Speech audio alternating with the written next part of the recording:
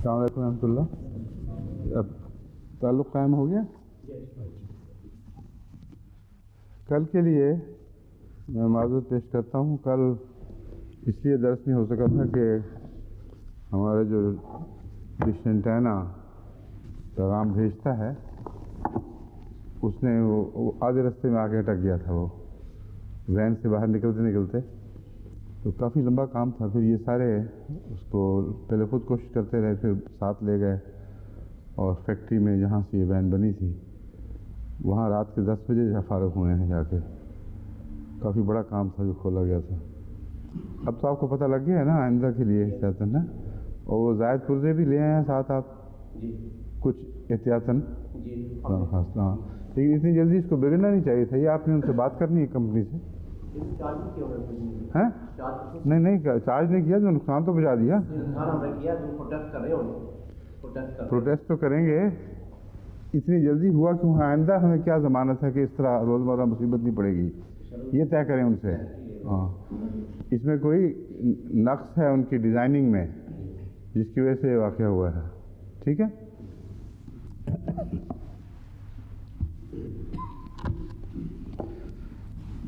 اعوذ باللہ من الشیطان الرجیم. بسم اللہ الرحمن الرحیم. ولا تحسبن الذین قتلوا فی سبیل اللہ امواتا بل احیاء عند ربهم یرزقون فرحین بما آتاهم اللہ من فضلہ ویستبشرون بالذین لم یلحقوا بهم من خلفهم اللہ خوف علیہم ولا هم یحزنون یستبشرون بنعمت من اللہ وفضل وان اللہ لا یضیع اجر المؤمنین الذین استجابوا للہ والرسول من بعد ما أصابهم القرح للذین أحسنوا منهم واتقوا أجر عظیم. الذین قال لهم الناس إن الناس قد جمعوا لكم فاخشوهم فزادهم ایمانا وقالوا حسبنا اللہ ونعم الوکیل فانقلبوا بنعمت من اللہ وفضل لم يمسسهم سوء واتبعوا رضوان اللہ واللہ ذو فضل عظیم.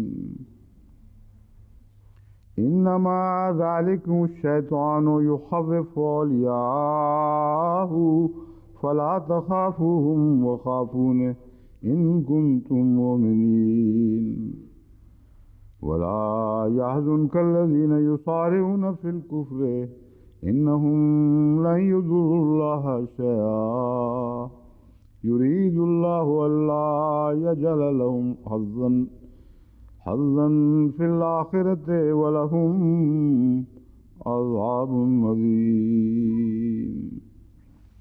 میں نے کہا چٹ بہت پہلے لگا دی تھی. سب آیتوں سے پہلے گزر چکی ہیں. اچھا وہیں اٹکی ہوئی ہے جہاں پہلے سے تھی.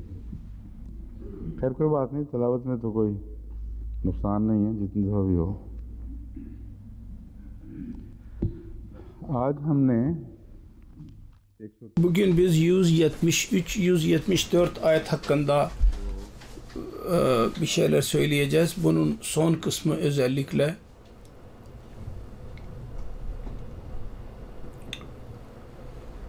şüphesiz Allah ve onun Resulüne lebbek diyenler halbuki kendileri yaralanmışlardı. Onlar arasından hayırlı işler yapanlar, hayır örnekler ileri sürenler ve Allah-u Teala'nın takvasını benimseyenler için büyük ecir vardır. İnsanlar kendilerine dediler ki İnsanlar sizin için toplanmışlardır. Onlardan korkun. Korkacakları yerine onların imanları daha da çoğaldı ve dediler ki Hasbunallahu ve ni'mel vekil. Allah bizim için yeterlidir ve çok iyi bir yardımcıdır, koruyucudur. Bunda ben beyan ediyordum. İhtilaf vardır. Bazı kimselerin teşrihinde bazı kimseler derler ki bu okunan ayetlerin Bedr-i Sani ile alakası var. Hamraul Ased ile alakası değildir. Bazı kimseler derler ki Hamraul Ased ile alakası var. Hem Bedr-i Sani ile hem de Hamraul Ased ile alakası var. Birinci ayet Hamraul Ased ile ilgilidir ve konu apaçıktır. Apaçık olarak Hamraul Ased ile alakalıdır ve ikinci ayet Bedr-i Sani ile alakalıdır ve burada da apaçık bir şekilde konu beyan ediliyor. Benim eğilimde, kesin eğilimde şunadır ki her iki ayette Uhud neticesinde çıkan her iki olaydan bahsedilmiştir. Her iki olay eshabların yüceliklerine şehadet ederler ve onların vefalı olduklarına şehadet ederler. Onun için gerekliydi ki Uhud konusu onlarla ilgili olarak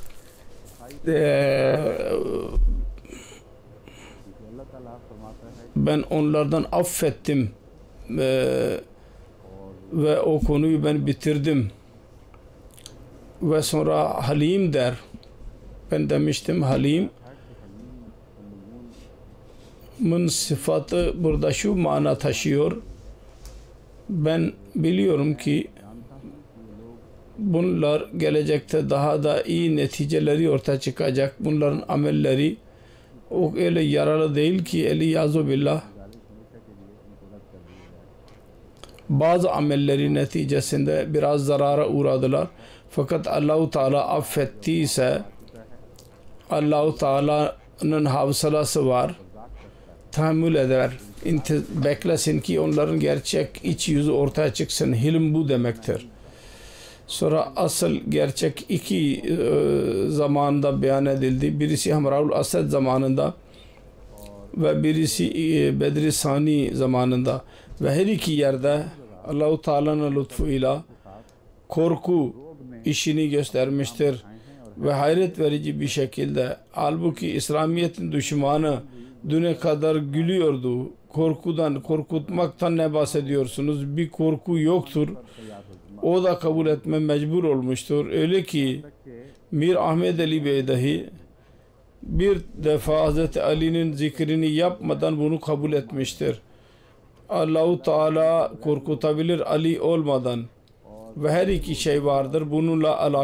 Bu konuyla alakalı olarak sıralı bir şekilde sıra halinde beyan edilmiştir ve topluca olarak buna dikkat edilirse bunun dışında kabul edilir bir iş göremiyoruz. Onun için boştur bu. Ayrı ayrı her iki olay filan ve ilakayla alakalı vardır. Bence her ikisinde açık konu vardır ki bunlara tartışmamıza gerek yok. Ancak bazen büyük ulemalar ve büyük zatlarda bu tartışmalara girerek bazı konuları çıkarmışlardır. Niye? Onun bazı hikmetleri olacak. Niye bunu itinalı gördüler? Halbuki ben açıkladığım gibi Bedir neticeleri olarak her ikisi olağanüstü önemli bir şekilde önemlidirler ve ayrı ayrı netice gösterirler. Ve her ikisini birleştirmek neticesinde o topluca bir şekilde ortaya çıkar. Bu bakımdan ben şimdi dün yahut evvelsi gün yaptığım gibi verinin referansını okuyordum. Oradan başlıyorum söze. Onlar ilk olarak sel hakkında der ki selin düşüncesi nedir? Der ki birinci hikaye ondan sonra ikinci hikayeden bahseder sel. Daha önce ben okumuş bulunuyorum. Tekrar okuyayım birkaç satır. Arapça referansını okuyorum Emirül When Muminin. news was brought to Muhammad after the Battle of Uhud that the enemy, repenting of their retreat, were returning towards Medina, he called about him those who had stood by him in the battle and marched out to meet the enemy as far as Hamra al-Asad, about 8 miles from the town, that they were forced to be carried. But a panic fear having seized the army of Quraysh, they changed their resolution and continued their march home. Lekin Amirül Mumin diyor ki öyle durumda geldilerdi ki yaralılar bazı kimseleri kaldırmışlardı. Bu netice çıkarıyor ki Kureyş korkuya kapıldılar. Öyle bir korku ki sanki korkudan titremeye başladılar ve kaçtılar. Daha önce veri yazmış bulunuyor.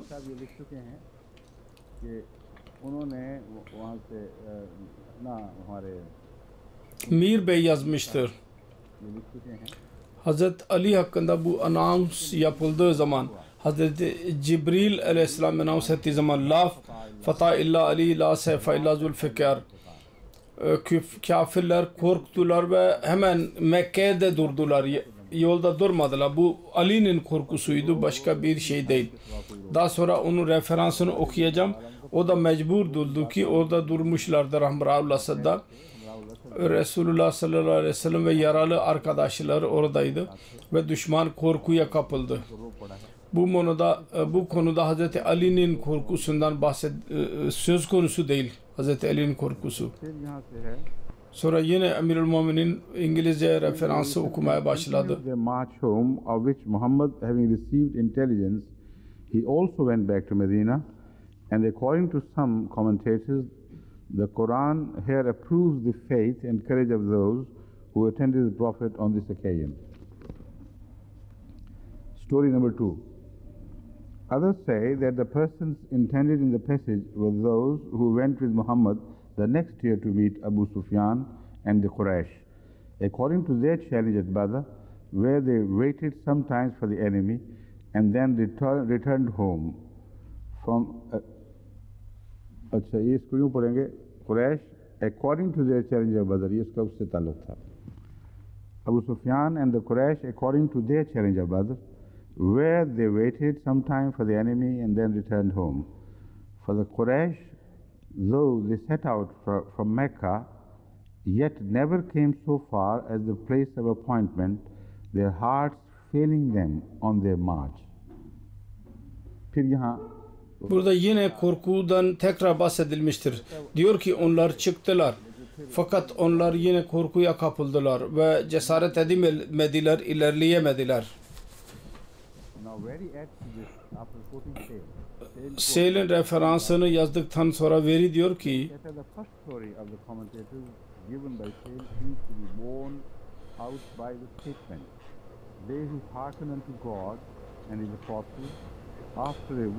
İngilizce referansını okuyorum Emirül Muminin tekrar.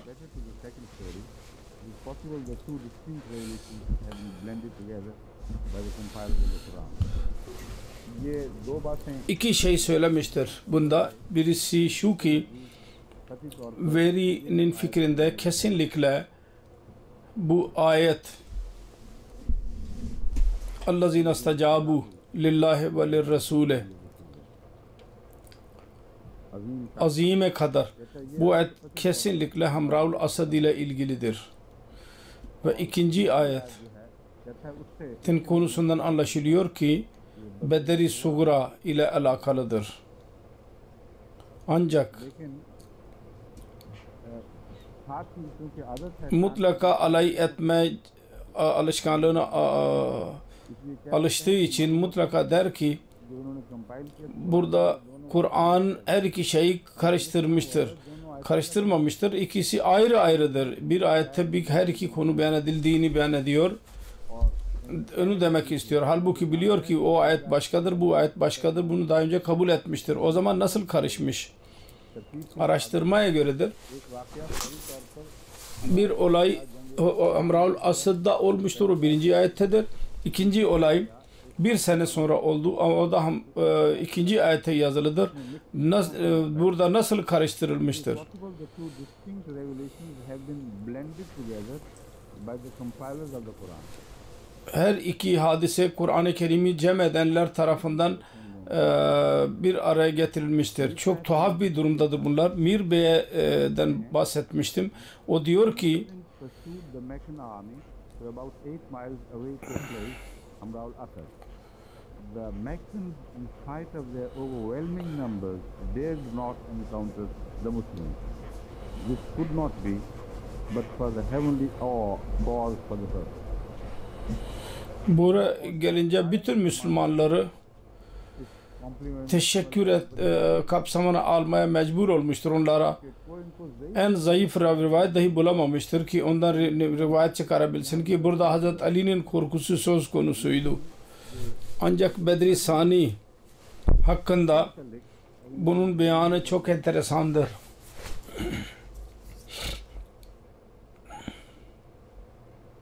Onu size okumuş bulunuyorum, Bedri Sani olayı.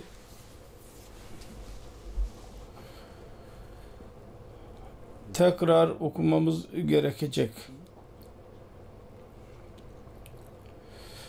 Merru Zahran. Bedri Sani'nin olayı budur ki beyan ettiğim gibi Uhud'dan çıkarken Abu Sufyan ilan etmişti. Biz tekrar geleceğiz. Ve Bedir Savaşı'nda bu kadar hatırlıyorum, ben söylemiştim. Onun kalbinde bu vardı ki coşku. Bedir'de biz yenilgiye uğradık. Orada aynı yerde ölç almamız lazım. Onun için Bedir'e mutlaka geleceğiz dedi. Hazreti Resulullah sallallahu aleyhi ve sellem hazırlandı ve eshablarına da beraber söyledi, haydi gidelim dedi. Ancak Kur'an-ı Kerim der ki bu arada اَلَّذِينَ قَالَ لَهُمُ النَّاسُ اِنَّ النَّاسَ قَدْ جَمَعُوا لَكُمْ اَلَّذِينَ bu daha önce zikredilmiş olan insanlardır. İnsanlar kendilerine dediler ki bütün insanlar birleşmişlerdir sizin aleyhinizde. فَخْشَوْهُمْ فَزَادَهُمْ imanın. Onlardan korkuya kapılın. Korku yerine bunların imanları daha da çoğaldı ve kalu hasbunallahu ve ni'mel vekil ve dediler ki Allah bizim için bizim koruyucumuzdur. Biz ona güveniyoruz. Bizim için yeterlidir. Tevekkülümüz onadır. Bu olay hakkında kimlerdi bunlar? Bunu diyenler. Bunun hakkında insanlar genellikle Nuaym bin Mesud'un hakkında diyorlar. Bu Aş'ari kabileden idi. Bunun hakkında deniyor ki Ebu Sufyan Bedir'e çıktı oraya gitmek için. Korku kapıldı yolda. Kur'an-ı Kerim'de zikri bulunan. Biz mutlaka kalplerine korku salacağız. Bunun üzerine o bir bahane uydurdu. Bahane arıyordu. Nasıl geri gideyim? Çünkü eğer geri gitseydi Mekke'de insanlar yaşatmazlardı onu. Korkudan geri dönmüştün derlerdi. Eshablar da dediler ki hiç gelmediler. Bu bir yol uydurdu ki Müslümanları korkutalım, onlar da çıkmasınlar. Ne onlar çıksınlar ne de biz de çıkalım, o zaman eşleşiriz. Bir Nuaym bin Mesud Eş'ari bir yolculuk için oradaydı. Ona 10 deve vereceğine vaat etti. Yani 10 aylık hamile dişi deve sana mükafat olarak vereceğim eğer benim işimi yaparsan. Nuaym bin Mesud Medine'ye ulaştı ve oraya giderek öyle şeyler beyan etti ki ben gördüm. Onlar çok korkunç bir iradelerle çıktılar. Bir tek kişiyi bırakmayacağız dediler ve çok savaşçı insanlardır. Sizin için ortaya çıkmışlardır. Siz buradan kaçışın, canınızı kurtarın, sizin için iyidir. Medine'de de durmayın, buradan da çıkın. Bunlar idi, Kur'an'da bundan bahsedilmiştir. Ama An-Nas geneldir. olabilir ki o söylemiş olabilir. Abdullah bin Ubey bin Selul'un arkadaşları daha da onu yaymış olabilir ve genel olarak bundan bahsetmiş olabilirler. Bu rivayetten sonra başka bir rivayet dahi vardır. Hz. Resulullah sallallahu aleyhi ve sellem buyurdu ki eğer başka birisi gitmezse ben tek başıma gideceğim. Biz verdiğimiz sözü yerine mutlaka getireceğiz. Sözleştik, mutlaka onu tamamlayacağız. Ondan sonra ilan etti ki hasbunallahu ve ni'mel vekil.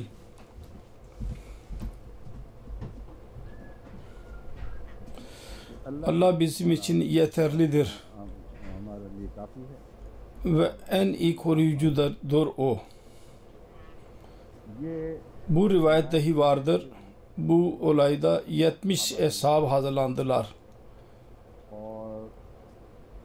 ve 70'lik kafile ile birlikte yola çıktı ve 70 ashab yola çıktıkları zaman diyorlardı hasbunallah ve ni'mel vekil, hasbunallah ve ni'mel vekil ve yüce bir ses çıkıyordu bütün mücahitlerin ağzından. Allah bizim için yeterlidir, o bizim koruyucumuzdur. Ancak bu 70'e mukabil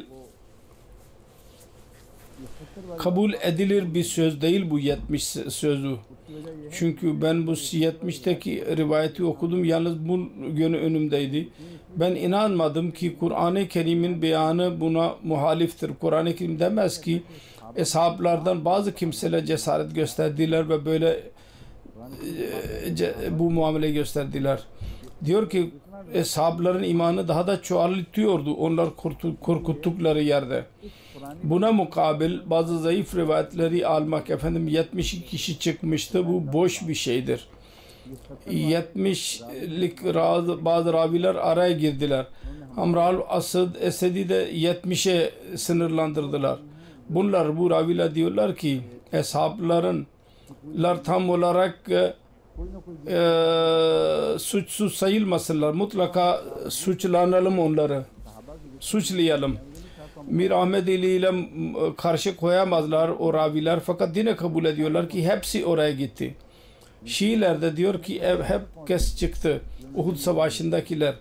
Onun için 70 ravi orada da bir ahmak birisi tarafından uydurulmuştur ve burada da aynıdır. Araştırıldığı zaman Hz. Mirza Beşir Ahmed radıyallahu anh'ın kitabı Hatem-ül Nebiyinde bu kitabı vardır, bu referans. Yani Bedrül Sura sözleşmeli Bedir, ona Bedir-i Sugra derler. 4 Hicri'nin sonunda Şevval ayında Amir Resulullah sallallahu aleyhi ve sellem 1500 eshabıyla yola çıktı. Şimdi 70 nerede, 1500 nerede? Bu İbn-i Hişam, İbn-i Sa'd Sirat-ı Hatem-ül Nebiyye'nin referansıdır. Onun için bu kesindir ki bütün hesaplar hazır idiler. Zayıf olanlar dahi ilerlediler. Ve bütün zaafları, onların zaafları yok oldu. Hesaplardan bütün bu suçlamaları ne güzel bir şekilde uzaklaştırmıştır. Bedir'in faydaları, onun feyzi 2 defa insanlara ulaştı. Bir yerine 2 defa zarar, daha önce zikri olan bu zikre şayandır. Bedir'de şu denmişti ki siz onlara 2 kat zarara uğrattınız. Siz onun yarısına uğradınız ve diyorsunuz ki biz zarara uğradık. Allah der ki ben muameleyi elime alıyorum. Ben sizi suçsuz çıkarttım. Şimdi benim adıma müşriklere, onların kötü karakterinin neticesinde bir korku olacak kalpleri içinden ve onları yenilgiye uğratacak. Ve tekrar burada tamamlanacak 2 kat. Onun için 2 defa eshabla suç çıkartılmışlardır. 2 defa korku kendini göstermiştir. Hiçbir münafık için bir yer baki bırakmamıştır ki eshablara suçlayabilsin. ve onlara bir suçlamada bulunabilsin. Onların yardımını Allah-u Teala öyle yüce bir şekilde tecelli etti. Onlara istikamet verdi ki onlardan birisi asla zaaf göstermesin. Bu konudur. İki çeşit zarar öyle uğrattı ki Uhud Savaşı'nda gelip geçici olarak eshablara zarar verdiler ve ona mukabil 2 defa onlar zarara uğradılar.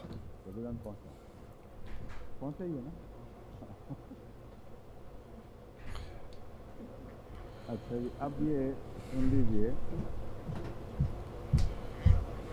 बाहर अबू Nuvem Abu Neym miydi? Her kim ise Kur'an-ı Kerim diyor ki genellikle eshabların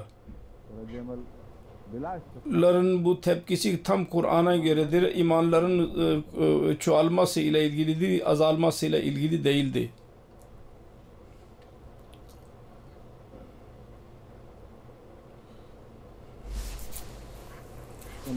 Korku onlar tarafından da gösterdim. Veri, Mir Ahmed Ali hepsi bunu kabul etmişlerdir. Bir defa değil 2 defa korkuya kapıldığını gösteriyor. Şimdi dinleyiniz.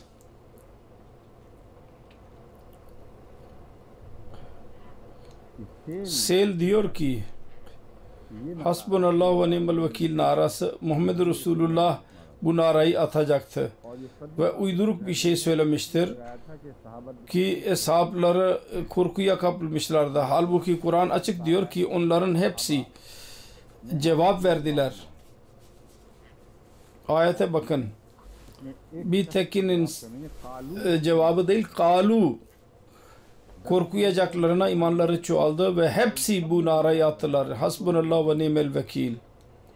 Onun için 70 rivayeti 70'e bunu isnat ediyorlar. Fakat Bel bunu benimsemedi, hoşuna gitmedi fakat yine İngilizce referansını okuyor Emirül Müminin. A little kelimesini ilave etti. Az bir şey vardı.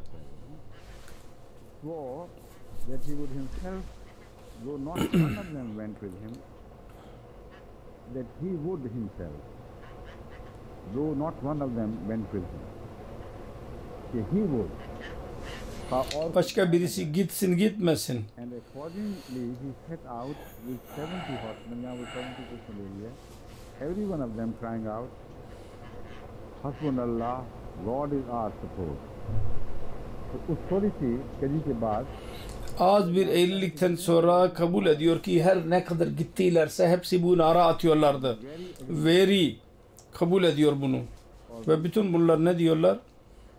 Mir Ahmed Ali Bey onun referansı nerede?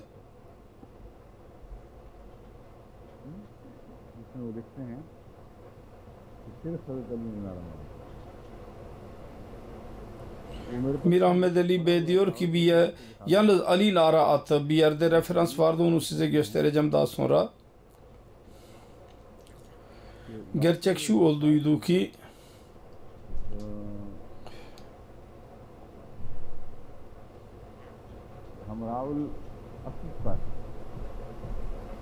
Hamraul Asad'da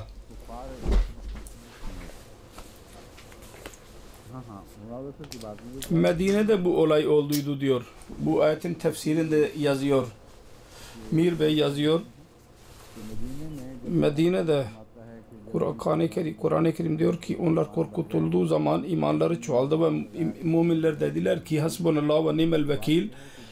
Asıl şudur ki münafıklar bunu söyledikleri zaman yalnız Ali bu narayı atmıştı, başka birisi değil.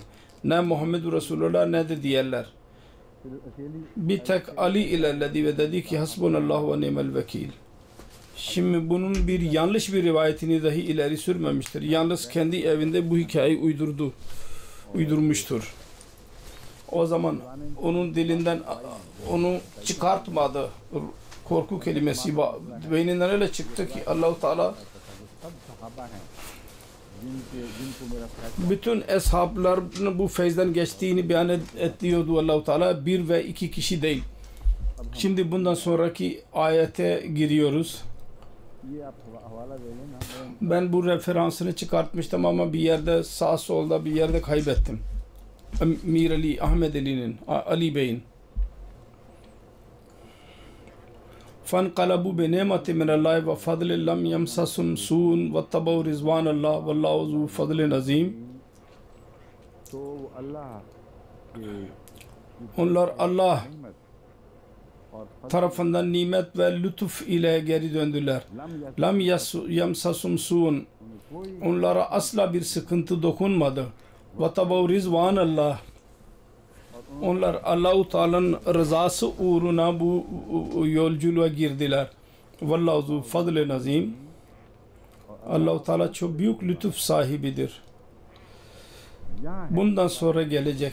İnnemâ zâlikumuş şeytanu yukhaffifu awliyâhu felâ tehâfuhum ve khâfûne in kuntum mu'minin.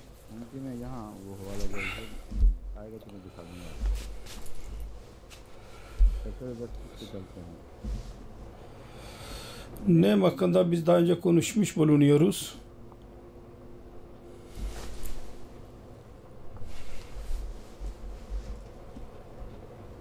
Rizvan Allah-u Teala'nın rızasına denir. Bu da genel bir deyimdir. Herkes anlar. Bir mükafat yerine yalnız Allah-u Teala'nın rızasını istemek, öyle iş yapmak ki ondan şöyle bir netice çıksın ki Allah onlara sevgiyle baksın ve kesin bir şekilde bilinsin ki Allah-u Teala bizi sevmiştir, bize yakınlığını nasip etmiştir. Müfredat-ı Ragib der ki Rizvan kelimesi Allah-u Teala'nın rızası için kullanılır özellikle. Bunun dışında başka bir manada hiçbir zaman kullanılmamıştır. İster Rizvanullah densin ya denmesin, Rizvan kelimesi zaten Allah ile alakalıdır. Yuhavvefu Kur'an-ı Kerim'de birçok defa beyan edilmiştir. Şeytan kendi evliyaları hakkında diyor ki yuhavvefu awliyâhu. Zâlikumuş şeytanu yuhavvefu awliyâhu. Bu şeytandır. Kendi evliyalarından korkutur. Yahut evliyalarını korkutur. Bunun hakkında Allame Razi detaylı bir şekilde beyan etmiştir. Bu fiildir.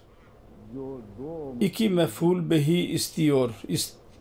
Urdu dilinde mesela filan kimse, filan insanı cinlerden korkutur.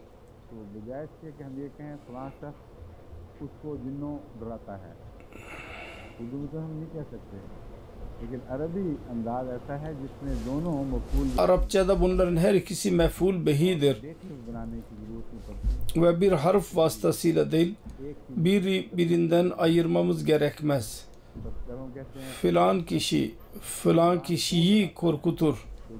Kim korkutulan mef'ul behi olur ve hangi şeyden korkutulduysa Urdu dilinde se ile o kelimeye işaret edilir. Ancak Arapçada bu fiil her ikisini mef'ul behi olarak kabul eder ve arada min kelimesinin olması şart değil. Min kelimesi kullanılabilir bazen. Bunun üzerinde tartıştılar. Ne murattır? Evliyâhu mef'ul behidir. Mef'ul behi oldu sanidir. Bu manadaki kendi evliyalarından korkutur ve müminleri korkutur. Yahut bu manadır ki kendi evliyalarını korkutur ve başka bir mef'ul behi yoktur. Bir tek mef'ul behi vardır. Bu tartışmada genellikle bu hayal düşünülmüştür. Hepsinin ismi zikretme gerek yok. Bütün müfessirler bundan bahsetmişlerdir. Bir kelime mazuftur, o da şudur ki yuhavvefukum awliyâhu. Şeytan sizi korkutur kendi evliyalarından. Ancak İmam Razi'nin eğilimi budur ki burada bir tek mef'ul beyan edilmiştir. Evliyaları okutur. बेहतर और Bu daha uygun bir konudur. हजरत वानी Başka bir kelimeye sokmaya gerek yok. Hz. Müslim Mevud radıyallahu anh bu manayı benimsemiştir और ve beyan etmiştir ki bakın, शैतान şeytan kendisi tarafından müminleri korkutuyordu fakat kendi evliyaları korktular. Onlar korkuya kapıldılar. Bu konuyu beyan ediyor Kur'an-ı Kerim. Şeytan kendi dostlarını niye korkutuyor? Soru budur. Kendi dostlarını niye korkutsun? İki sebebi vardır. एक तो वो Birisi Hz. Müslim Mevud beyan etmiştir. Korkutmak istiyordu Muhammed Resulullah ve kendi arkadaşlarını, fakat kendi dostları korktular. जो Yani zayıf olanlar korktular ve mümin olanların imanları daha da çoğaldı. İkinci sebep müfessirler beyan etmişlerdir. शैतान Şeytan daima kendi dostlarını korkutur. Onun dostları onun sözünü zaten kabul etmezler. Ve kendi dostlarına daima vefasız olur. जो इसके क्या कहते हैं लग लाई ऐसे लोग उसके साथ Onun ऐसी बातें हैं onunla birlikte olan dostları korkutur ve onlar korkarlar ve onlar geri çekilirler. मैंने तो Der ki ben boşu boşuna söylemiştim, siz gerçek sandınız. शैतान से Şeytandan zarar ve kötülük daima gelir. Kendi dostlarına da aynısı gelir. बल्कि Hatta kendi dostlarına zarar gelir. Ve Allah-u Teala'nın kulları asla şeytanın üstünlüğünden külliyeten uzaktırlar.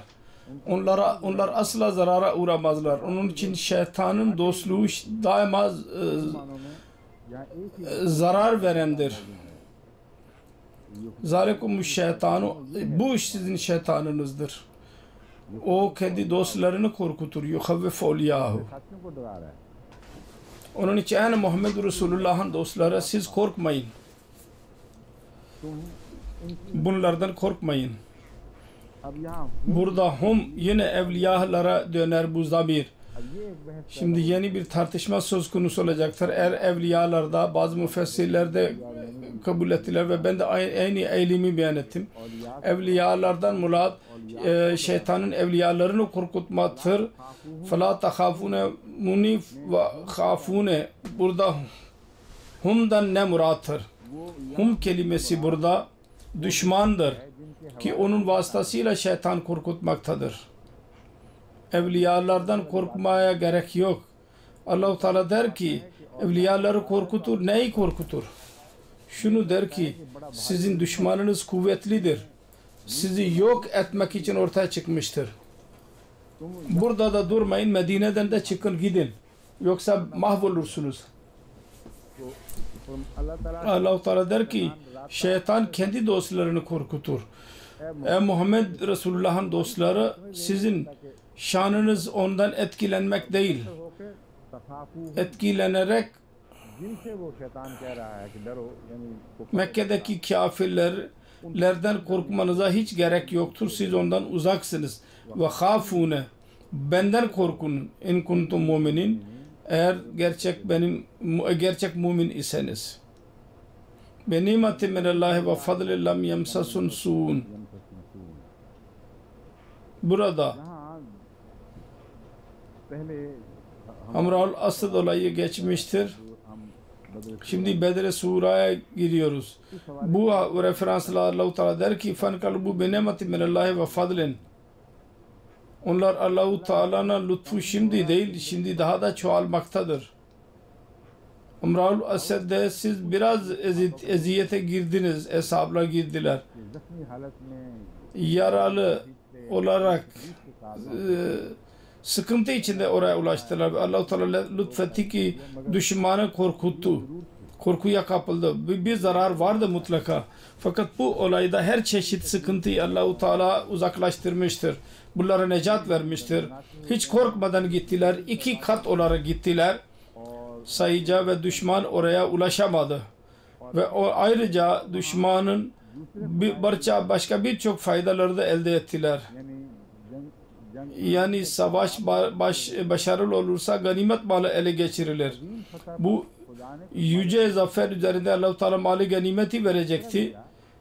Öyle ki orada bir kafile vardı, ticaret kafilesi ve savaşan gelmemişlerdi. Bunlar ticarete girdiler ve derler ki o kadar fazla para kazandılar ki o kadar fayda hiçbir zaman karamadılar. Hangi işle girdilerse orada kârı elde ettiler. Allah Teala diyor ki biz onlara ganimet malını veriyorduk ve bu yanlıştır ki o ganimet malının niyetiyle giriyorlar. Hayır. Ve tabu rizvanallahi. Yalnız Allah-u Teala'nın rızası uğruna bu yolculuğa girmişlerdi. Başka niyetleri yoktu. Fakat bizim muamelemize bakın. Onlara asla bir zarara uğramadılar. Ne bedensel olarak ne de can bakımından. Küçük bir yolculuk yaptılar. Ve oraya gidince hiç savaşılmamış olan bir savaşın ganimet malını elde ettiler. Allah-u Teala'nın nimeti Muhammed Resulullah sallallahu aleyhi ve sellem'in bereketlileridir. Nebüvvet kendi yüce şanıyla nebüvvete denir. Muhammed Resulullah sallallahu aleyhi ve sellem'e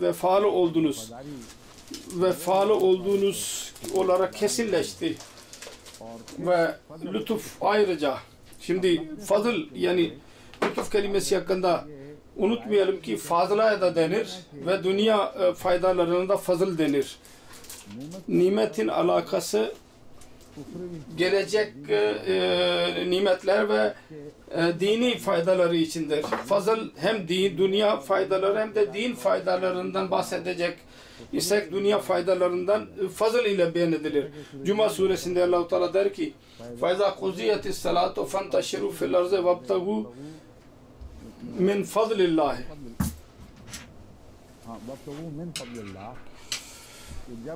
Her ne zaman cuma namazını kılarsanız biterse tekrar ticaretlerinize geri dönün. Bıraktığınız ticaretlere. وَابْتَغُوا مِنْ فَضْلِ اللّٰهِ. Eğer manevi fazıl lütuf olsa, murad olsaydı o da Cuma'da bulunuyordu zaten. Cuma'dan sonra nasıl elde edilebilir? Orada nimet bulunacaktı ve oraya geri gittikleri zaman ticaretlerine Allah-u Teala'nın lütfu onları bekliyordu. Birçok bereketleri ve faydaları elde edeceklerdi. Burada fazıl kelimesi hem zaid olabilir, fazla hem de maddi faydalar olabilir. Nimet ile döndüler. Yani Muhammed Resulullah sallallahu aleyhi ve sellem'e yaklaştılar. Nebüvvetin feyizlerine ulaştılar.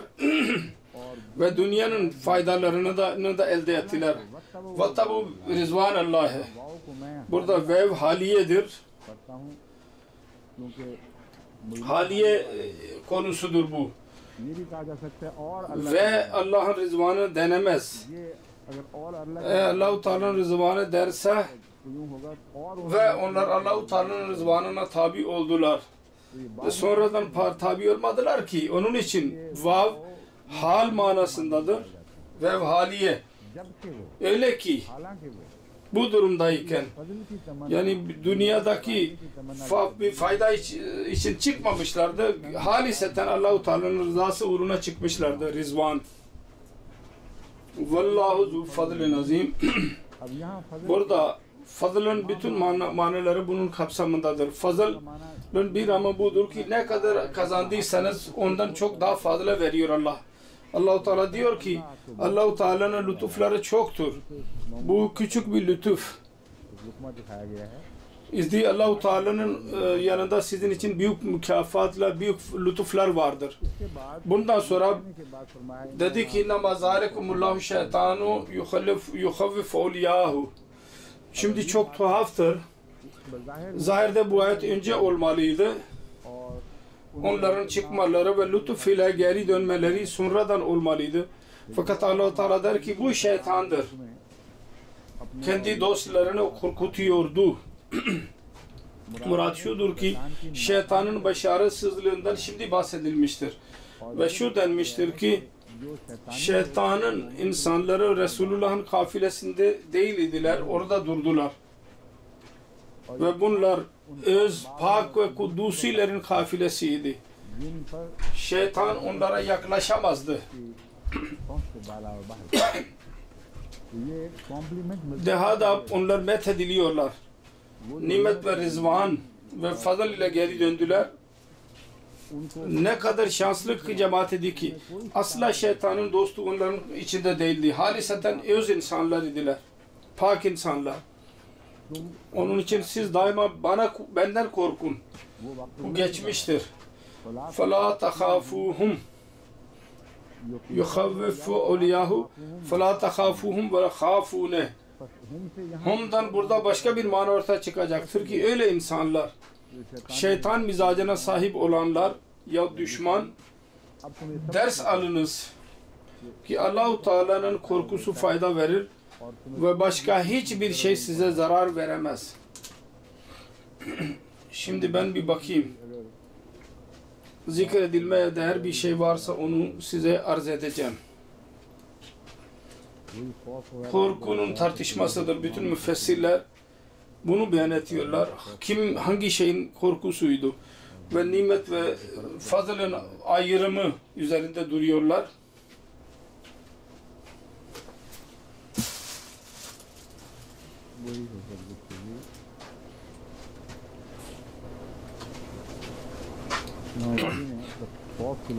İmam Razi Kur'an-ı Kerim'in birçok ayetlerinden havf kelimesinin referanslarını vermiştir.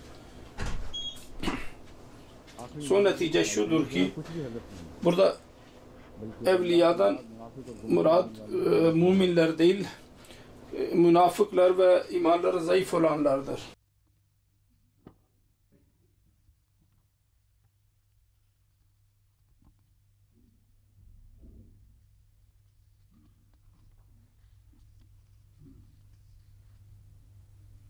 हज़रत मसीह अव्वल ने भी यही माने दिए हैं। Hazreti Halifetul Mesih radıyallahu anh da bu mana beyan etmiştir. Yuhavvifu awliyahu, onun etkisi kendi dostları üzerinde olur. Hazreti Müslim Mevud radıyallahu anh notlar buydur. Münafıklar korkmaktadırlar.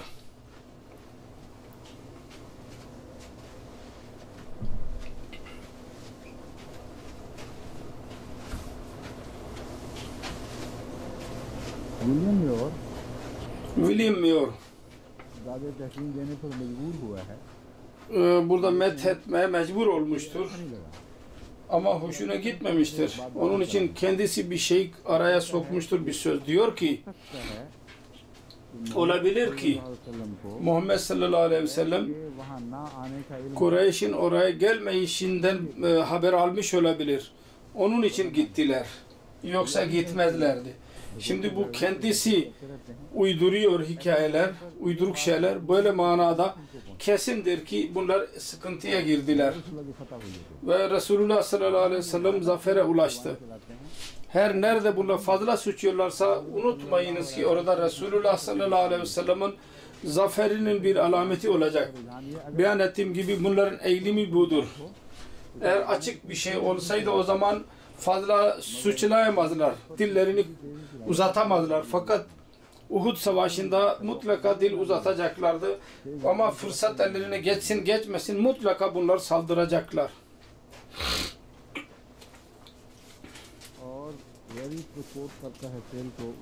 Veri Sel'den bahsediyor, onun referansını veriyor, başka bir şey yapmıyor. Sessiz kalıyor bizzat kendisi.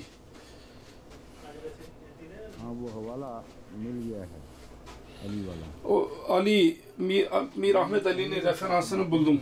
Mir Ahmed Ali bir diyor ki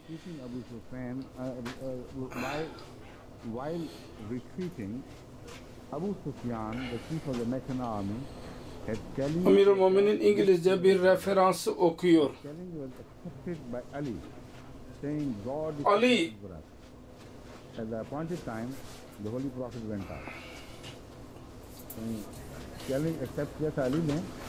Ali bu meydan okumasını kabul etmişti ama Resulullah da onunla birlikte gitti. Ne kadar beyhude sözdür. O söz yerde o zaman söylememiştir. Uhud Savaşı'nın hava referansı değil. Korkutanlar sonra oraya gittiler. Ve bunlarla savaşmak için Müslümanlar çıkmak üzereydiler. Bütün rivayetler bunu ona bağlıyorlar. Bazı kimseler bunu başka bir yerde beyan etmezler. Fakat Mir Bey nereden nereye gitmiştir? Hasbunallah Allah diyor. Her bütün müminler hasbunallah dediler ki hiç kimse korkmamıştı. Allah bilmiyordu, ben biliyorum. Yalnız Ali'ydi. Hiç kimse dememişti hasbunallah Ali dışında. Şimdi ayetlerdir وَلَا يَحْزُنْكَ كَالَّذِينَ يُسَارِعُونَ فِي الْكُفْرِ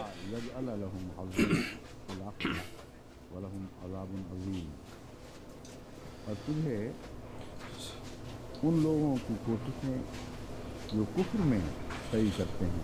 Kafirlikte çaba sarf edenlerin çabaları seni üzüntüye sokmasınlar yahut sana bir hüzün vermesinler. Yahzunuka her iki manada da Kur'an-ı Kerim'de beyan edilmiştir. Arapçada da bunun ilk yahzunu hazena ve hazana her ikisi var. Bunun mazisi hem kesreyle hem fathe ile olur. Müfessirler derler ki fark yoktur. Bazı lügat ahalisi der ki bunda fark şudur ki bazen bir seferin bir yerde fark şudur, bir yerde yalnız üzüntü murattır. Geçmişin üzüntüsü ve bir yerde geleceğin korkusu murat olur. Biraz üzüntü olur fakat biraz da geleceğin korkusu olur. Onun örneğini şöyle beyan etmişlerdir. Hz. Resulullah sallallahu aleyhi ve sellem Sevr mağarasında Hz. Ebu Bakır radıyallahu anh'a muhatap olarak dedi ki La tahzan innallaha ma'ana. Bir zarara uğramamışlardı. O zaman neyin üzüntüsü vardı? Burada korkuya kapılma. Gelecekten geleceğin korkusu olmasın. Demek ki hüzünde hem üzüntü var hem de geleceğin tehlikesi ya korkusu da olur. Bu manada وَلَا يَحْزُنْكَ الَّذِينَ يُسَارِعُونَ فِي الْكُفْرِ her iki mana müfessirler almışlardır. Birisi şu ki küfürü yaymaya çalışan kafirler üzerinde sen onların bu hareketinden dolayı üzüntüye kapılma. İkinci mana şudur ki hiçbir korkuya kapılmana gerek yoktur. Üzüntü senedini şuradan alıyorlar ki Kur'an-ı Kerim'den anlaşılıyor ki Resulullah sallallahu aleyhi ve sellem o kafirlere de merhamet ediyordu. Kendi sözünü inkar ederek hidayetten mahrum kılanlar. İki sefer Allah Teala Hazreti Resulullah'a muhatap olarak dedi ki فَلَعَلَّكَ بَاخِوْ نَفْسَكَ sen kendini helak mı edeceksin ki bunlar helak oluyorlar? Niye o kadar yakınlık gösteriyorsun? Kendini ne zarara uğratma. Bu aynı konu burada beyan edilmişti bu ayette. Onlara göre la yazunukallazine yusariuna fil kufre kafirlikte çaba sarf ederler helak oldular kesinlikle. Onun üzüntüsüyle sen kendini zarara uğratma. O kadar üzülme. İkinci mana şudur ki onların çabası neticesinde hiçbir tehlike duyma. Ne yaparlarsa yapsınlar. Hiç zarar uğratamayacaklar seni. Allah senin koruyucundur. Bu ikinci mana bence daha uygundur diyor. Gelecek ve geçmiş konuya göre. Her yerde yazun, her yerde beyan edilemez. Burada hemen diyor ki innahum la yezurrullaha şey'a. Allah'a asla üzüntüye zarar veremezler. Apaçık bir diyor ki burada hüzün üzüntü manasında değil, korku manasındadır. Korku değil, tehlike konusudur. Tehlikeye girme. Ne yaparlarsa yapsınlar. Allah-u Teala'nın işlerini zarara uğratamayacaklar. Onun için bugün Allah-u Teala'nın Pakistan'daki Ahmedi cemaatinin kalpleri üzüntü içindedirler ve görüyorlar ki düşmanların yepyeni bir yaramazlığı ortaya çıkmıştır ve birçok fitneyi uyandırabilir. Birçok belaları söz konusu edebilir. Onun için bazı kimseler üzüntü içindedirler kendilerine uğramış olan zararlar ve gelecekten de tehlike duyarlar. Bu konuda bu ayetin mesajını onlara ulaştırıyorum. Hz. Muhammed Resulullah sallallahu aleyhi ve sellem'e söz veren Allah, sen bütün bunların çabalarını görmene rağmen asla kalbine getirme ki Allah-u Teala'nın işleri duracak. Allah-u Teala'nın işleri zarar görmezler. Mutlaka devam edecekler. Ve burada hüznün ikinci konusu şu manada girecek. Allah-u Teala'nın işleri asla zarar görmeyecekler.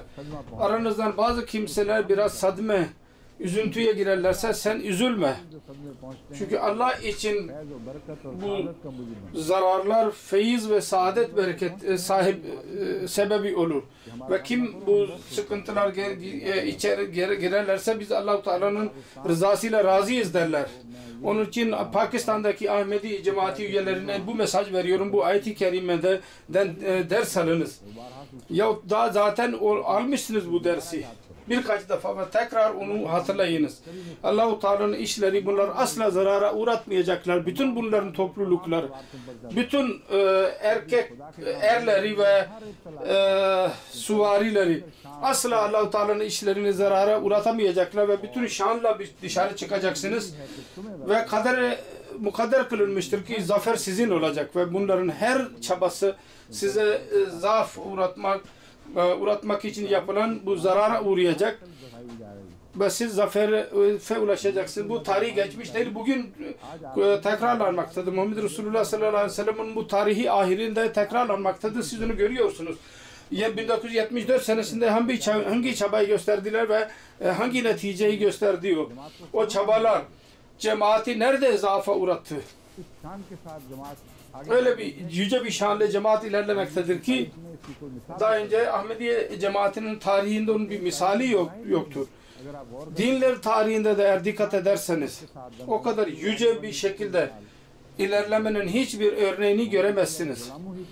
Muhammed Resulullah sallallahu aleyhi ve sellem'in kölelerinin mukadder kılınmıştır ve tekrar onlara mukadder kılınmıştır ki onlar ilerlesinler. Ve Resulullah sallallahu aleyhi ve sellem'in zamanının tarihi bu manada ahirinde tekrarlanmaktadır. Bakın başlangıçta İslamiyet'in yayılışı yavaş idi. Sonra Resulullah sallallahu aleyhi ve sellem'in visalinden sonra öyle bir devir geldi ki Hazreti Ömer'in devri. Onda hızlı bir şekilde İslamiyet'i yaydı. Ve içler bakımından ve dış bakımından büyük pak bir inkılap yaşandı. Biz o devirden geçmekteyiz Allah-u Teala'nın lütfuyla. Onun için hiç bir yerde hüzüne gerek yok. Ne geçmiş ne de gelecek için bir korku manasında. İnnahum len yezurullaha şey'a. Bu mukadderdir ki Allah-u Teala hiçbir şekilde onlar size Allah-u Teala'nın işlerini zarara uğratamayacaklar. Yuridullahu Allah yecala lahum hazzan fil ahire. Bu çok yüce bir kelamdır. Ne yeni manlar anlamda bir sözden çıkar ve aynı noktalar ilerletilir. Gören zanneder ki bunların alakası yoktur. Ancak Kur'an-ı Kerim'in kelamı irtibat halindedir. Bir mananın ikinci manayla alakası olur. Yazurullah şey'a beyan ettiğim gibi biraz fırsat ele geçirebilirler. Müslümanlara eziyet verme fırsatını. Fakat Allah-u Teala'nın işlerini durduramazlar. Onun için demek ki dünyada hiçbir çabalarının faydası olmayacak demek doğru değil. Bir derece onların faydaları size zarar verebilir. Ancak ama sonunda değil. Son bakımından değil. Bu kesin söz ki Allah-u Teala ve onun dostları mutlaka üstün çıkarlar. Onu değiştiremez. Şimdi Allah-u Teala diyor ki yuridullah yecala lahum hazzan fil ahire. Allah-u Teala der ki ahirette onlar için bir payı olmasın. Burada dünyanın payı tam olarak inkar edilmemiştir. Manası şudur ki bu mana çıkarmayın ki Allah-u Teala'nın işi zarar göremez. Yani bu dünyada hiç zafere ulaşamazlar. Yaramazlığın hiçbir faydasını elde edemezler. Mutlaka bir zarara girecekler. 295 bazı kimseleri dövecekler. Niye Muhammed Resulullah'ın doğru olduğunu söylediniz, biz buna tahammül edemeyiz. Bunu diyecekler ve iftihar edecekler ve zannedecekler ki biz dünyada bir zafere ulaştık. Allah-u Teala der ki biz onların bu yapmalarına izin vereceğiz ki kıyamet gününde kendileri için hiçbir şey baki kalmasın. وَلَهُمْ azabun azim. Eğer bir şey baki kalırsa büyük bir azaptır onları beklemekte olan. اِنَّ الَّذ۪ينَ اشْتَرَبُوا الْكُفْرَ بِالْاِيمَانِ لَنْ يَزُرُّ اللّٰهَ شَيْئًا وَلَهُمْ عَذَابٌ أَلِيمٌ. Şüphesiz iman satın alan Allah'a hiç zarar veremezler. وَلَهُمْ azabun azim.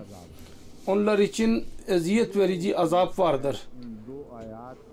Bu her iki ayet ile alakalı olarak bir zaman vardır ki müfessirler birçok şeyler söylemişlerdir. Birçok detaylara girmişlerdir. Zorluk şudur onlara.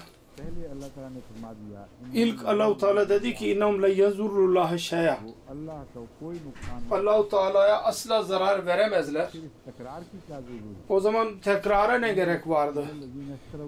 İnnellezîne işterabul kufra bil imani len yazurrullaha şey'a. Kafirlik iman yerine kafirliği satın alanlar Allah-u Teala'ya zarar veremezler. Bu tekrar ne manadadır? Müfessirler derler ki bir yerde münafıklar murattır ve bir yerde kafirler murattır. Apaçık kafirler ve münafıklar önce kafir idiler, sonra mümin oldular. Sonra dünyanın heveslerine girerek tekrar kafir oldular ve bundan fayda istifade edemeyecekler. Onun için tekrar edilmiştir. Ben size diyorum ki bütün bu konu tekrar konusudur. 2 defa Muhammed Resulullah sallallahu aleyhi ve sellem ve kendi dostları düşmanların önüne çıktılar. Ve her iki sefer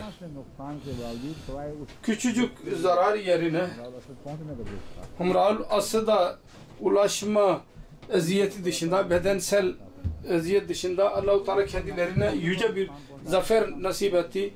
Düşman ne o zaman ne de başka bir zaman zarar veremedi. Kur'an-ı Kerim'in açıklığıdır. Bir konuyu tekrar eder. Bunun arkasında bazı olaylara da işaret eder. Bakınız Allah-u Teala sık sık lütfetmiştir. Sık sık ispat ediliyor ki Allah-u Teala'nın işlerine zarara uğratamayacaklar. Bunun dışında öyle bir konu da vardı. Bunun içindeki müfessirler bundan bahsetmişlerdir. Bazı kafirler çaba sarf ederler. Onların çabalarının neticesi ve bazı münafıkların çabalarının neticesi her ikisi yok sayılmış. Siyak ve sebaktan anlaşılıyor ki kafirlerden işaret Mekke ahalisinedir. Allazîne işterabul kufra bil imani. Bunda münafıklara işaret edilmiştir. Medine etrafında yaşayan ne saldıranlar size zarar veremeyecekler ne de iç fitneciler size zarar veremeyecekler. Burada tekrar başka bir manada beyan edilmiştir. Onun için tekrar denemez. Çünkü fırsat zaman başka zamandır. O zaman dahi bunlar bir istifade edemeyecekler, siz zarara uğramayacaklar ve burada da siz zarara uğramayacaksınız ve onlarda bir faydayı elde edemeyecekler. İkincisi tekrar bazen kuvvet manasını çıkartırır. Yalnız ittifaken bir şey tekrarlanmaz. kamil manada, yani bu asla böyle olmayacak, böyle olmayacak. Her dilde bu vardır. Burada önemli bir zaman idi. Düşmanların yaramazlıkları çok çoğalmıştı, iç ve dış, ki Resulullah sallallahu aleyhi ve sellem tehlikeleri mutlaka girmişti. Bundan bir zarara girmeyelim. Allah-u Teala'nın işleri yakında korku olamazdı. Şu olabilir ki benim sevgili dostlarım bir zarara girmesinler. O eziyeti yok etmek için Allah-u Teala tekrar etti. Bu mümkün değil. Bu vahimeyi kalbinden çıkar. Allah seninle birliktedir ve hiç kimse Allah-u Teala'nın işlerini durduramaz. Allah-u Teala'nın işlerine hiç kimse zarara uğratamaz. Bu tekrardır. Ve bu tekrar hala dahi bizim için bir cesaret vesilesidir. Bu tekrarın şu anlamı budur ki evvelinde hiçbir zaman düşmanın çabaları Allah-u Teala'nın önünde başarıya ulaşmadılar. Aynı şekilde ahirinde de aynısı yaşanacak. İnşallah düşmanın her çabası başarısız olacak. Bundan sonra Allah-u Teala der ki وَلَا يَحْسَبَنَّ الَّذ۪ينَ كَفَرُوا اَنَّمَا نُمْلِ لَهُمْ خَيْرٌ لِأَنْفُسِهِمْ. Burada şunu da söyleyeyim. Bundan önceki ayette de bunun ne alakası var ilk ayetiyle? يُخَوِّفُ اَوْلِيَاكُمْ سُوءِدُ لَا تَخَافُهُمْ وَخَافُونَ. Bununla alakalı olarak bu konu daha açılmaya gerekliydi. Kimin korkusu? Ne korkusu? Allah-u Teala bir defa değil, iki defa söylemiştir. Mümkün değil ki bunlar Allah-u Teala'nın işlerini durdurabilsinler. Onun için şeytanın dostları korksunlar, sizinle alakanız olabilir. Allah-u Teala sizinle birliktedir, sizi bırakmayacak. وَلَا يَحْسَبَنَّ الَّذ۪ينَ كَفَرُوا اَنَّمَا نُمْلِ لَهُمْ خَيْرٌ لِأَنْفُسِهِمْ. Asla kafirler zannetmesinler. اَنَّمَا نُمْلِ لَهُمْ خَيْرٌ لِأَنْفُسِهِمْ. Burada numli lahum'un alakası hazan fil ahire iledir. Numli mühlet vermek demektir. Fırsat vermek onlara. Bir hayvanın ipi dahi bazen açılır ki daha fazla yerde otlayabilsin. Aynı kelime burada da bilir. Numli, biz onlara mühlet veriyoruz. Bundan bu vahimeye girmesinler ki onlar için bu faydalıdır. Bu mühlet onlar için zarar vericidir. Onlar için hayır vesilesi değil. İnnemâ numli lehum leyazdâdû isman. Biz onlara mühlet veriyoruz ki onlar günahta ve isyanda ilerlesinler. Yani öyle bir duruma gelsinler ki o durumda günah yapma yeteneğine sahip olsunlar. Ve bu zada konusuyla alakası var. Allah-u Teala der ki onlar korkutuldular zaman ne oldu?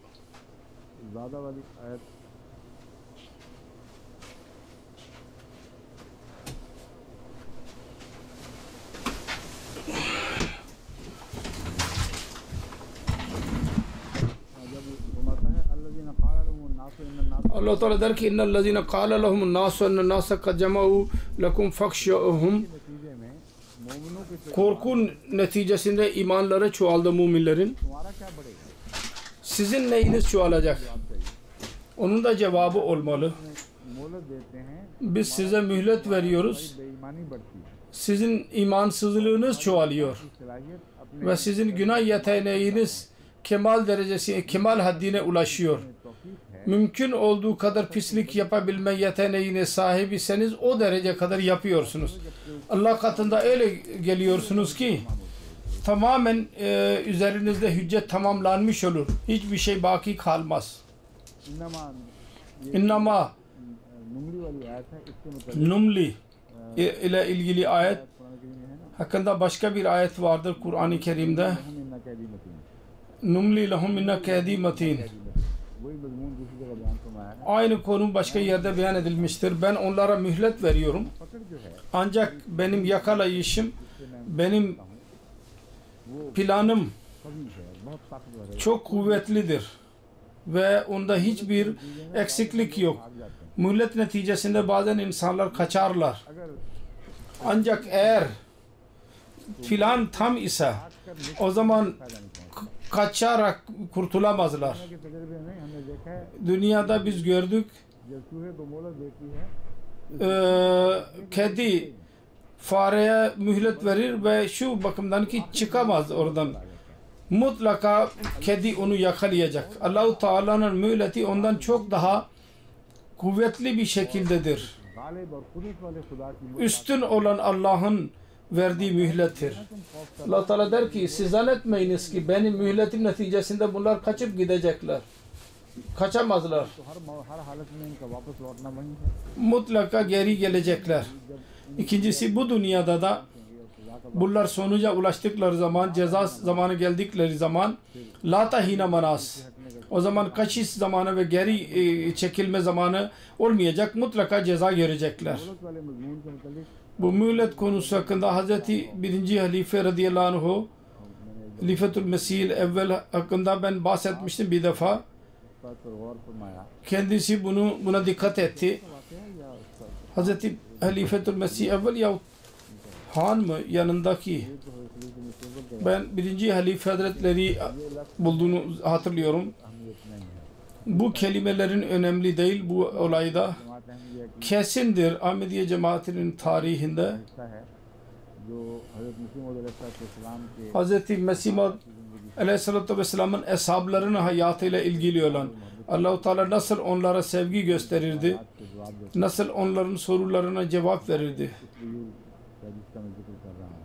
Bahsettiğim büyük zat bence 1. Halife Hazretleri'ydi. Bir defa buna dikkat etti. Allah-u Teala niye fırsat verir? Fırsat verdikten sonra, mühlet verdikten sonra inna kedi metin der. Ben bunu anlayamadım.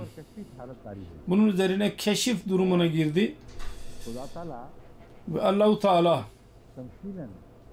temsilen güzel bir kadın olarak ortaya çıktı. Elinde bir kadeh vardı ve raks ediyordu kadın. Ve o kadehte azıcık şarap vardı. Raks ederken bu ayeti okurdu. Umli lahum inna kedi metin. Umli lahum inna kedi metin. Ben onlara mühlet veriyorum. Benim planım çok kuvvetlidir. Her seferinde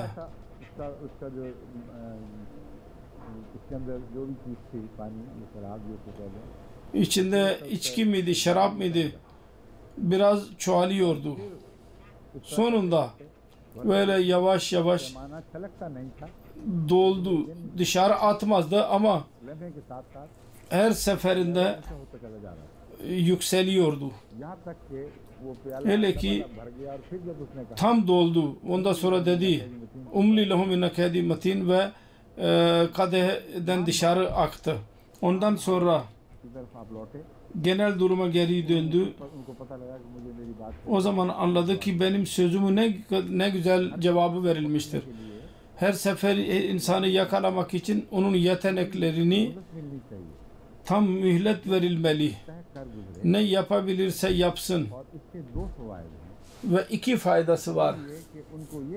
İlk şudur ki şunu diyemesinler ki Allah-u Teala'nın aleyhinde birçok elimizde vardı. Birdenbire bizi yakaladı. Biz daha tam olarak çaba sarf etmemiştik. Bunu diyemesinler. Allah-u Teala diyecek ki ne kadar yetenek varsa hepsini kullanın. Zaman istiyorsanız vereceğiz. Ancak bu kaderi asla değiştiremezsiniz. Ben ve benim Resullerim mutlaka üstün çıkacağız. Ve ikincisi şu ki yetenek tam olarak kullanılmadıkça kaderin anlamı tad vermez. İkinci konusu şudur ki biraz kaldıydı baki. Mümkündür. Bu yükseliyordu. Belki de aşağı olabilirdi. Biz azalabilirdik. çabuk yakaladı bizi. तुम्हारी इस्तात Allah Teala der ki sizin yeteneğinizin mümkün olduğu kadar günah yaparsanız kuvvetli bir şekilde, her insan kişisel murad değil kavmi murattır. O zaman diyemezsiniz ki सकता है बाज आ जाते हो सकता है belki vazgeçerdik. Nerede dururduk? Siz yapabildiğinizi yaptınız. Şimdi zaman geçti artık. Bu Firavun'a muhatap ederek Allah-u Teala demişti. Al-ana. Şimdi mi zamandır tövbe zamanı? Şimdi geçmiş. Senin ne kadar yeteneğin varsa hepsini kullandın. Birden sonra ikinci mucize gösterdim ama sen mucize tövbe etmedin ve kendi yeteneğine göre bu mazlumlara eziyet verdin. Sonra hadde vardırdın. Bundan sonra ne yapabilirsin? Şimdi tövbe zamanı değil. Murat budur ki ondan sonra da tövbe edemezler ve ellerinde bir şey baki kalmaz. Bu manadadır. İnnemâ numli lehum leyezdâdû isma.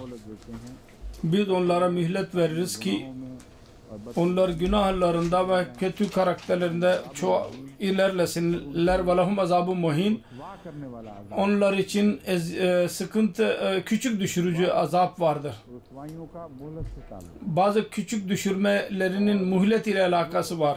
अजाब है जो अचानक पकड़ ले Ve azap birdenbire gelip yakalayan belalarda insanlar helak olurlar. ऐसा वाज़ेह Orada ihanetin açık konusunu göremeyiz. Çünkü hepsi yok olurlar.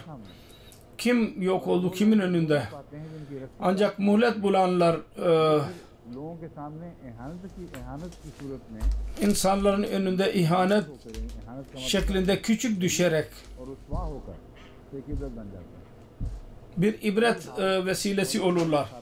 Senavla Amr Seri de bu duruma girdi. Hz. Mesih Muhammed Aleyhisselatü Vesselam ile आपकी मोबाइल सलाम की जब उनके साथ मोबाइल की गुफ्तगू चली mübahale söz konusu olduğu uzun tartışmalardan sonra bazen bir özür ileri sürerdi, bazen ikinci özür Mevli Senavla. Sonunda Mesih Muhammed Aleyhisselatü Vesselam buyurdu. Benim tarafımdan bu mübahale yazısıdır. तुम्हारे अख्तियार में Sen elindedir, senin elinde. Ne yazarsan bunun altına yaz. Ve burada söz bitecek.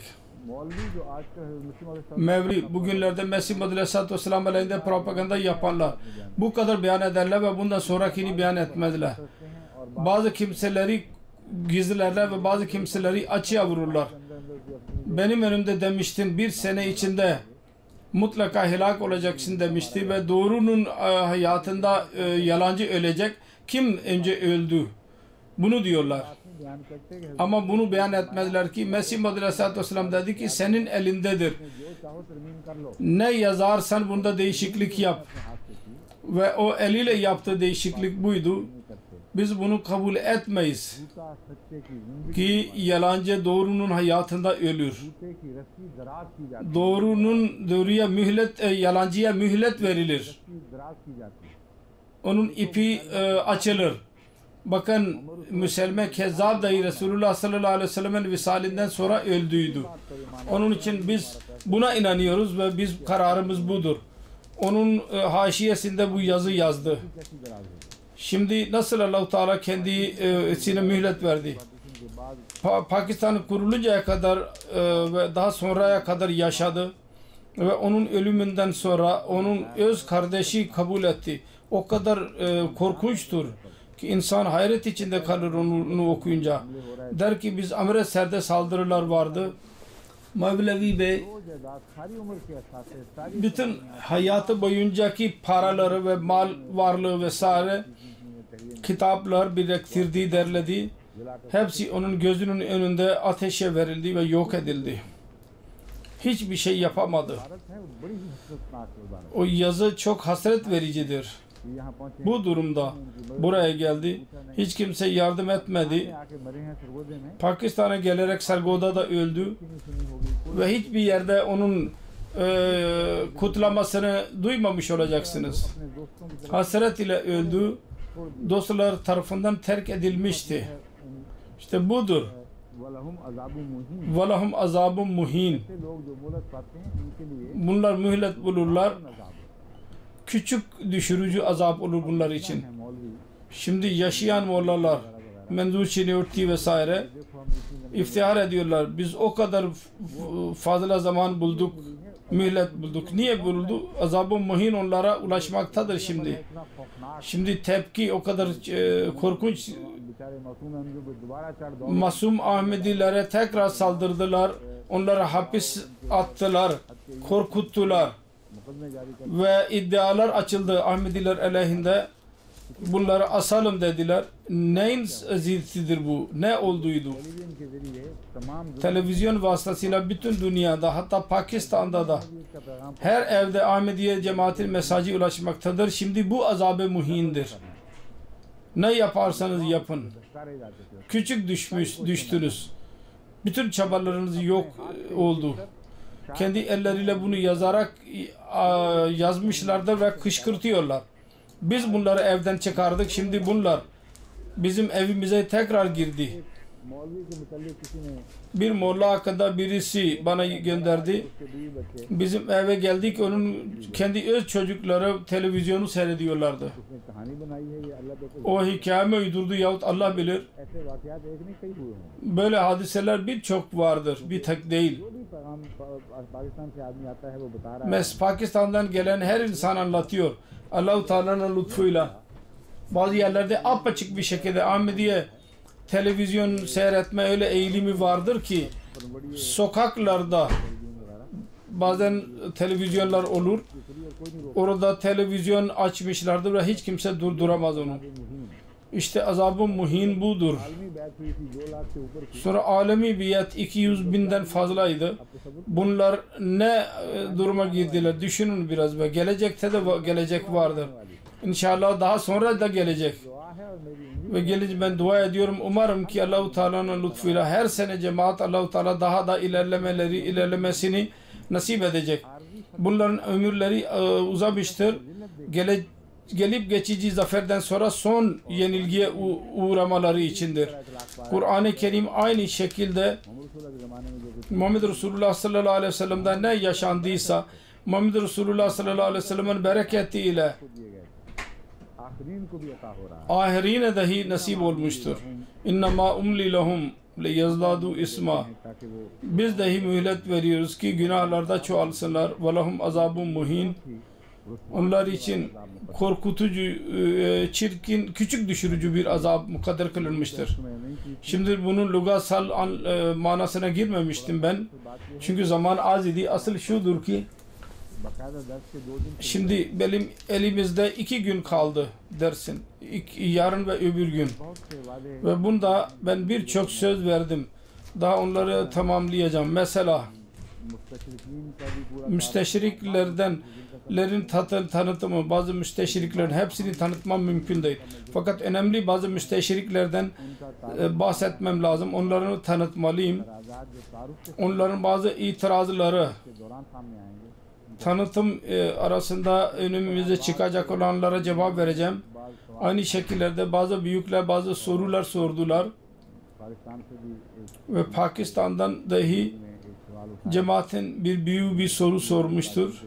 Ben tefsirinde şöyle beyan ettim ki Hz. Mesih Aleyhisselatü Vesselam onun tam aksini beyan etmiştir. Bu tezat yok olmalı. Ona dahi ben söz söylemeliyim. हमारे Sonra Kanada'dan Naseem आदि साहब ने Nasim Mehdi Bey, Ahmadi दोस्त जो bir gayri Ahmedi dost dersimizi dinleyenin bir sorusunu gönderdi. Onun cevabını vereceğim. के अंदर बमुश्किल 2 gün içinde ancak bunu biz yapabileceğiz. आयत Onun için bugün burada biz tesadüfen bu ayetleri tamamlamalıydım. Onun için ben bazı detaylara girmedim. Lugat ne diyor ve müfessirler ne diyorlar onları bıraktım. Genel olarak önemli olan sözlerden bahsettim. Şimdi gelecek 2 gün bu işlerde geçecek beyan ettiğim eğer zamanımız olursa o zaman belki bundan sonraki ayeti de ele alabileceğiz. Bu arada कि आपने ऐलान किया है कि हस्ब साबिक Cuma günü siz dediniz ki जारी हो गए दोस्त eski program devam edecek. Doğru mu? Bu doğru değil. Ramazan programıdır. Pazar günü ne yapacaksınız? Ne demiştiniz? Dediniz. मुझे तो कल को कह रहा था कि बाकायदा ऐलान हो चुका Dün birisi diyordu ki anons edildi. है, साबिक कार्रवाई दोबारा Pazar günü tekrar konuya gireceğiz. Pazar günü de iyi bayram vardır bazı yerlerde. Bakınız. पर ये प्रोग्राम बनाना है। Çünkü birdenbire program hazırlamalıyız ve yarın dersten önce bana söyleyin ki ben anons edeyim. Çünkü bayram galiba Pakistan'da pazar günüdür. Doğru mu?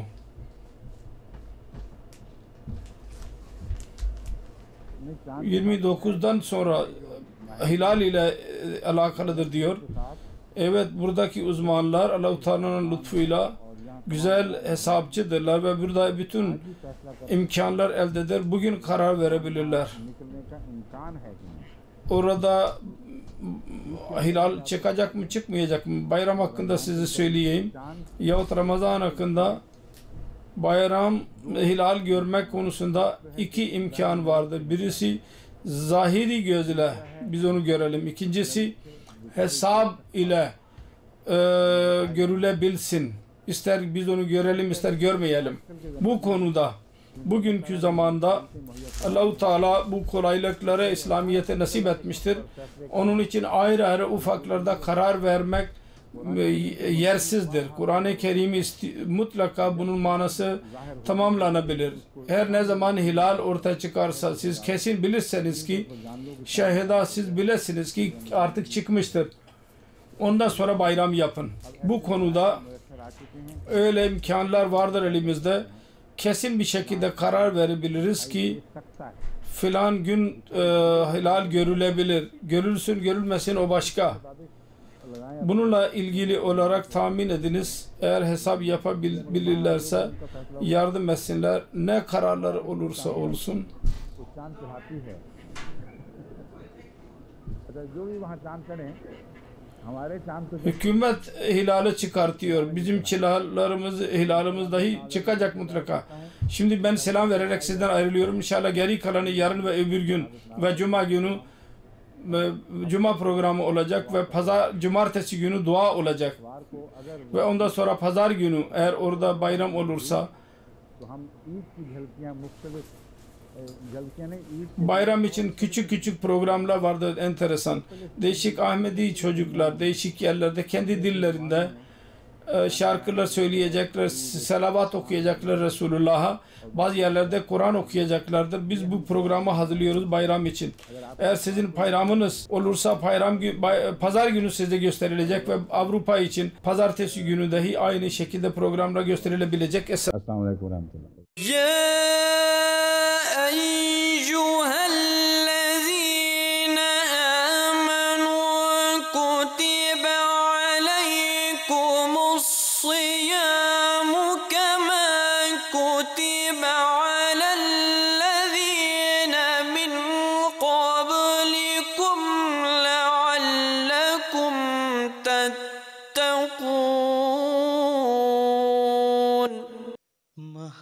अल्लाह ताला ने जो ये वादा फरमाया कि मैं तेरी तबलीग को ज़मीन के किनारों तक पहुँचाऊँगा, देखो किस शान से पूरा फरमाया है। मोहब्बत की ताने उड़ाएंगे हम, मोहब्बत के नगमात गाएंगे हम,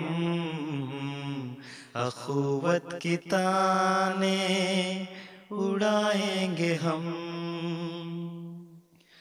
जहाँ तक न पहुँची हो आवाज़ हक, वहाँ जाके कुरान सुनाएंगे हम।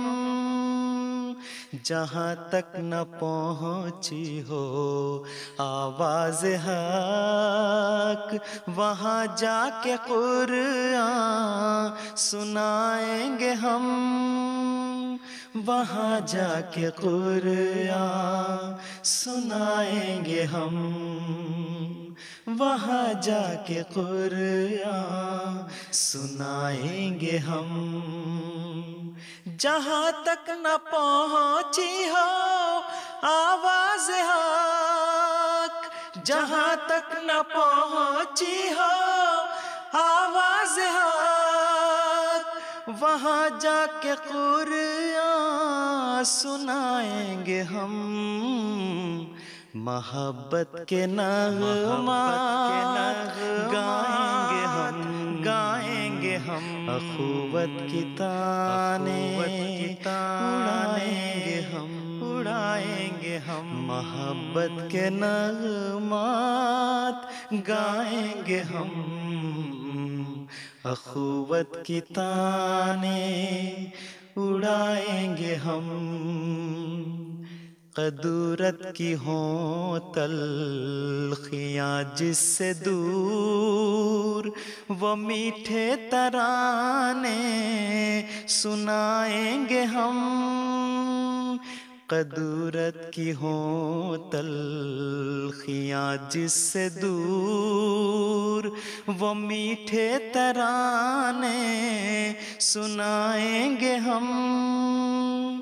वो मीठे तराने सुनाएंगे हम।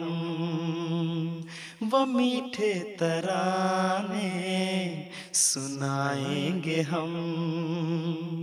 क़दूरत की हो तल्ख़ियाँ जिससे दूर क़दूरत की हो तल्ख़ियाँ जिससे दूर वो मीठे तराने सुनाएंगे हम।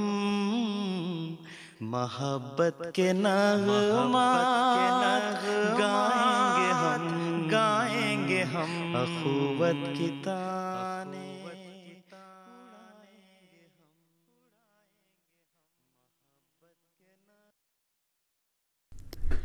The next program on today's schedule is Tilawat.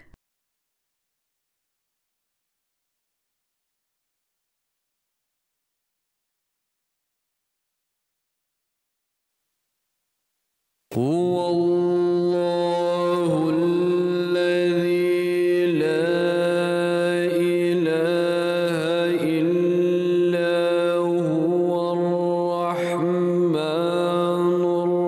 الرحيم الرحمن الرحيم الملك القدوس السلام المؤمن المهيمن العزيز المتكبر الخالق البارئ المصور الغفار القهار الوهاب الرزاق الفتاح العليم القابض الباسط الخافض الرافع المعز المذل السميع البصير الحكم اللطيف الخبير الحليم العظيم الغفور الشكور العلي الكبير الحفيظ المقيم الحسيب الجليل الكريم الرقيب المجيب الواسع الحكيم الودود المجيد الباعث الشهيد الحق الوكيل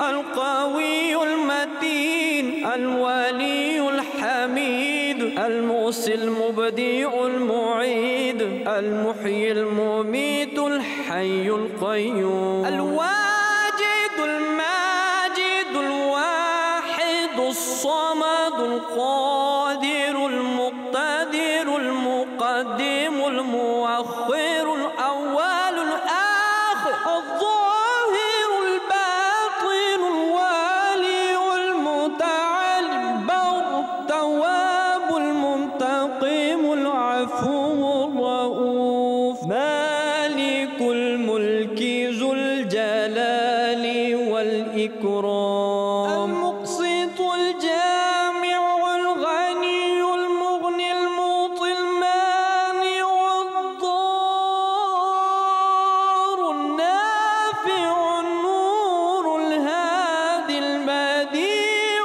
الباقي الوارث الرشيد الصبور الغني المغني المعطي المانع الضار مالك الملك ذو الجلال والإكرام